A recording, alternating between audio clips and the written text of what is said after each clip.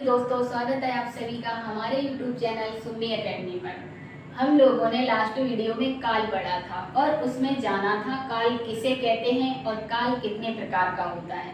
तो उसमें हमने जाना था जो हमारा काल है वो 3 प्रकार का होता है: भूतकाल, वर्तमान काल और भविष्य काल। हमने भूतकाल पढ़ा था, भूतकाल के बारे में हमने जाना था कि भूतकाल जो होता है वो हमारा कितने प्रकार का होता है, 6 प्रकार का। फिर हमने जाना वर्तमान काल, और वर्तमान काल हमारा 5 प्रकार का होता है। और आज हम जो पढ़ने वाले हैं वो हमारा हो जाएगा भविष्य काल। भविष्य काल किसे कहते हैं? तो भविष्य मीन्स क्या होता है, आने वाला समय। जो हमारे आगे आने वाला समय है वो हमारा किस में आ जाता है, भविष्य काल में। जिसके बारे में हमें कोई कुछ पता नहीं होता है वो हमारा किस में आ जाता है, भविष्य काल में। तो चलिए, भविष्य काल किसे कहते हैं? भविष्य काल वह काल होता है कि क्रिया के जिस रूप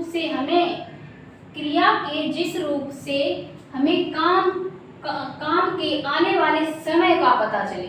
अर्थात जो हमें किसी काम, जो हमारे साथ जो कोई काम हो रहा है उससे आने वाले समय में पता चलेगी। आने वाले समय में क्या होगा क्या नहीं, वो हमारा किस में होगा, भविष्य काल में। किस में होगा, भविष्य काल में। अब देखिए, हमने भूतकाल पढ़ा था, उसके भी अलग पार्ट होते थे, और वर्तमान काल पढ़ा था, उसके भी अपने अलग पार्ट होते थे। तो उसी तरह से हमारा भविष्य काल हो जाता है। भविष्य काल के भी अपने अलग पार्ट होते हैं। भविष्य काल कितने प्रकार का होता है? भविष्य काल 3 प्रकार का होता है। कितने प्रकार का? 3 प्रकार का। सामान्य भविष्य काल, संभाव्य भविष्य काल और हेतु मध्य भविष्य काल। अब देखिए, हमारा उसमें जो होता था 6 प्रकार का और 5 प्रकार का और ये 3 प्रकार का। तो आप बोलेंगे इसमें पूर्ण और अपूर्ण क्यों नहीं है? तो पूर्ण और अपूर्ण उसमें होता है जिसमें हमें कोई जानकारी मिले, और भविष्य काल में हमें कोई जानकारी नहीं मिलती है जो हमारे आने वाले समय में होगा। तो उसमें किस तरह से आप जान लेंगे कि यह कार्य पूर्ण हो गया या अधूरा है? तो इस तरह से हमारे जो पूर्ण और अपूर्ण होते हैं वो हमारे भविष्य काल में नहीं लिए जाते हैं। तो हमारे भविष्य काल में कितने लिए जाते हैं? ओनली 3 लिए जाते हैं: सामान्य भविष्य काल, संभाव्य भविष्य काल और हेतु मध्य भविष्य काल।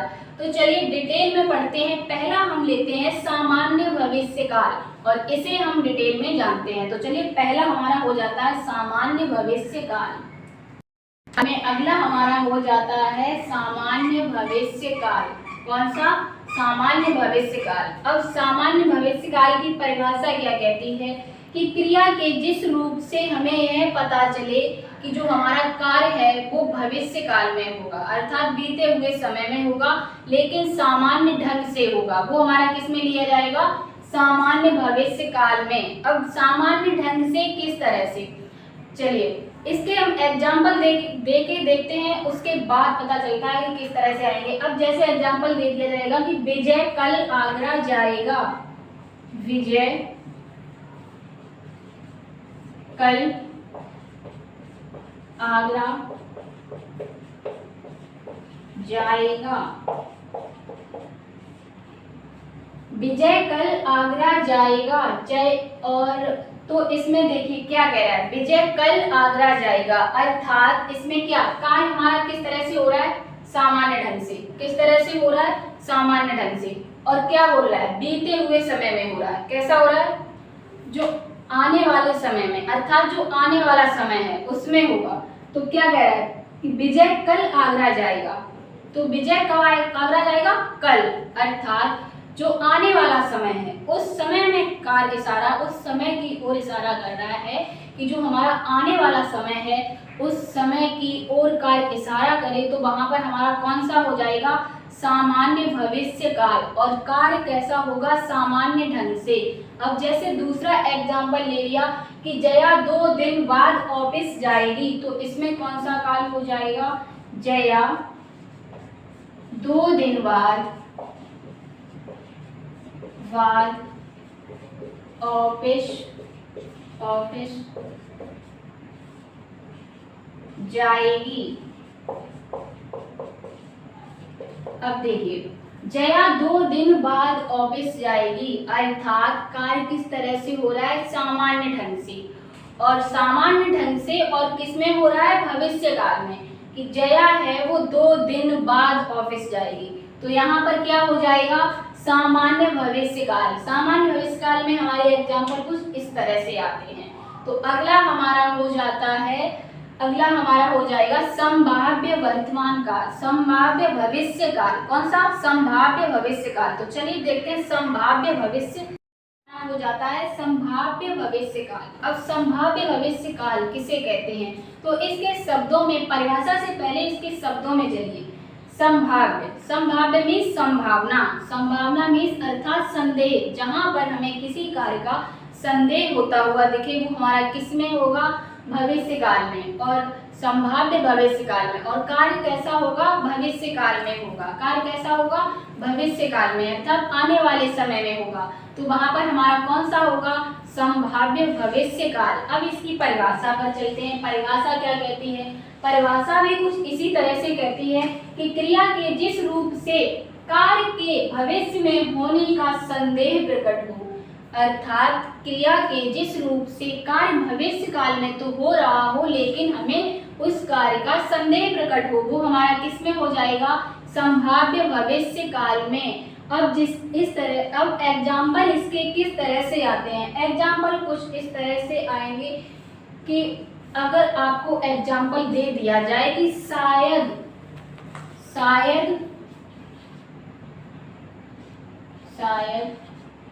इस माह के अंत में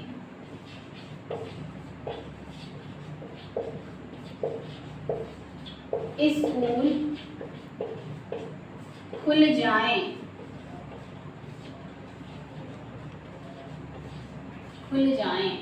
हो सकता है।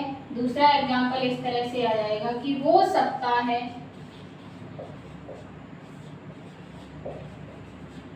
राहुल कल आए। अब इसमें संभाव्य भविष्य काल में आपके जो वाक्य होंगे कुछ इस तरह से होंगे। देखिए वाक्य क्या कह रहा है कि शायद इस माह के अंत में स्कूल खुल जाएं। तो यहाँ पर क्या है, हमें संभावना दिख रही है कि शायद इस माह के अंत में स्कूल खुल जाएं या शायद ना खुले। कुछ आपको क्या लग रहा है, संदेह हो रहा है। और जहां पर संदेह प्रकट हो वहां पर हमारा कौन सा हो जाता है, संभाव्य भविष्य काल। और कार्य किस समय में हो रहा है, भविष्य काल में, अर्थात आने वाले समय में। आने वाले समय में कार्य होता हुआ प्रतीत हो रहा है। तो यहाँ पर दूसरा वाक्य क्या कहता है कि हो सकता है राहुल कल आए, हो सकता है राहुल कल आए। अब देखिए यहाँ पर भी वाक्य को पढ़ने में संदेह हो रहा है कि हो सकता है राहुल कल आए या ना आए। ये भी क्या हो रहा है, एक संदेह हो रहा है, संभावना हो रही है। हमें अंदर से संदेह हो रहा है कि हो सकता है राहुल आए या ना आए। तो यहाँ पर वाक्य क्या कह रहा है, हो सकता है कि राहुल कल आए। तो यहाँ पर क्या कार्य कैसा हो रहा है, भविष्य काल में। और कार्य को करने में क्या हो रहा है, संभावना प्रकट हो रही है, अर्थात संदेह हो रहा है। और जहां पर संदेह होगा वो हमारा किस में आ जाएगा, संभाव्य भविष्य काल में। तो आपने संभाव्य भविष्य काल अच्छे से समझ लिया होगा। और अगला हमारा हो जाता है हेतु मद भविष्य काल। कौन सा, हेतु मद। अगला नंबर 3 हो जाता है हमारा हेतु मद भविष्य काल। हेतु मद भविष्य काल हम 2 बार पढ़ चुके हैं, तो उसमें तो हम अच्छे से जान चुके होंगे कि उसकी परिभाषा क्या कहती है। तो यहाँ पर भविष्य काल में कार्य होगा, तो भविष्य में आने वाले समय में, तो क्रिया कार्य किस तरह से होता हुआ दिखेगा, आने वाले समय में दिखेगा। और हेतु मद भविष्य काल, इसकी परिभाषा क्या कहती थी, जो हमने अगले में बताया था कि इसकी परिभाषा कहती है कि एक क्रिया दूसरी क्रिया पर डिपेंड होगी, अर्थात पहली क्रिया दूसरी क्रिया के अनुसार कार्य करेगी। तो वहां पर हमारा कौन सा हो जाएगा, हेतु मद भविष्य काल। तो इसकी परिभाषा क्या कहती है, क्रिया के जिस रूप से हमें यह पता चले कि कार्य आने वाले समय में होगा, क्रिया के जिस रूप से हमें ये पता चले कि जो हमारा कार्य है वो आने वाले समय में होगा, लेकिन एक क्रिया का दूसरी क्रिया पर निर्भर होना ही, एक क्रिया का दूसरी क्रिया पर निर्भर होना ही हमारा किसके अंतर्गत आता है? हेतु मद भविष्य काल के अंतर्गत आता है। तो इसके एग्जाम्पल किस तरह से होंगे? एग्जाम्पल कुछ इस तरह से होंगे कि यदि तुम मेहनत करोगे तो अवश्य सफल होगे। अब देखिए वाक्य किस तरह से है कि यदि तुम मेहनत करोगे तो अवश्य सफल होगे। तो कार्य किस तरह से हो रहा है? भविष्य काल में। किस तरह से? भविष्य काल में। और लेकिन यहाँ पर पहली क्रिया दूसरी क्रिया पर निर्भर कर रही है। अब वो किस तरह से? वाक्य को पढ़िए। वाक्य कह रहा है यदि तुम मेहनत करोगे, तो करना क्या है? हमारी क्रिया है। क्या है? क्रिया। तो दूसरा वाक्य क्या कह रहा है? तो तुम अवश्य सफल होगे, तो अवश्य सफल होगे। और दूसरी क्रिया क्या है? होना। और ये दूसरी क्रिया हमारी पहली क्रिया पर डिपेंड कर रही है। तो यहाँ पर किस तरह से? दूसरी क्रिया पहली क्रिया पर डिपेंड करना ही हमारा क्या कहलाता है? हेतु मद भविष्य काल। और यहाँ पर जब दो क्रियाएं होंगी तो वाक्य भी हमारे दो होंगे। वाक्य भी किस तरह से होंगे? दो। और जहां पर आपको दो वाक्य दिखें, पहला वाक्य दूसरे वाक्य पर डिपेंड होता हुआ दिखे, तो वहां पर हमारा कौन सा हो जाएगा? हेतु मद भविष्य काल। तो आपने भविष्य काल पढ़ा और उसमें सामान्य भविष्य काल जाना, संभाव्य भविष्य काल जाना और नंबर 3 हेतु भविष्य काल जाना। अगर आपको ये अच्छे से समझ आ गए हैं तो हमारे एक क्वेश्चन का आंसर दीजिए। आप लोगों से एक क्वेश्चन का आंसर पूछते हैं, उसका आंसर दीजिए, तो वो हम लिख के आपको बताएंगे, तो आप आंसर दे सकते हैं। दिया है और आपको इसमें बताना है कि भविष्य निम्नलिखित में से भविष्य काल का वाक्य है। पहला वाक्य हमारा दिया, रवि पुस्तक खरीद रहा होगा, माताजी ने खाना खा लिया होगा, अनुराग आज अपने घर जाएगा। और लास्ट हमारा दिया है उपर्युक्त सभी।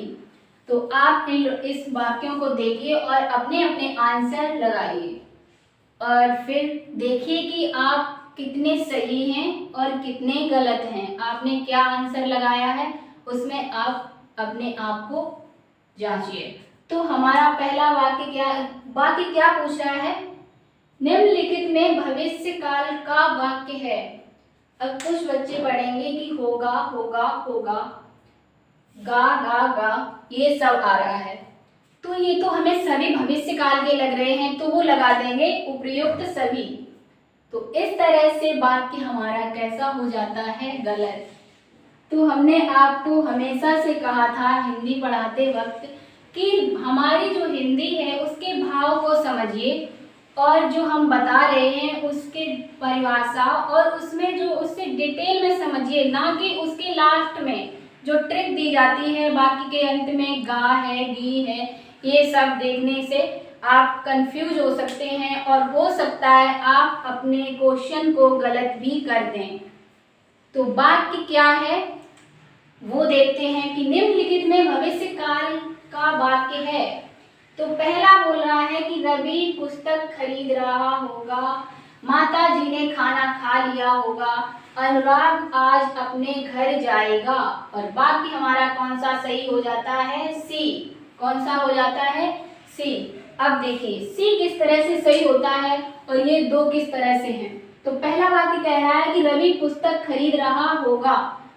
तो यहाँ पर आप वाक्य की प्रकृति को समझिए और सोचिए वाक्य कहना क्या चाह रहा है।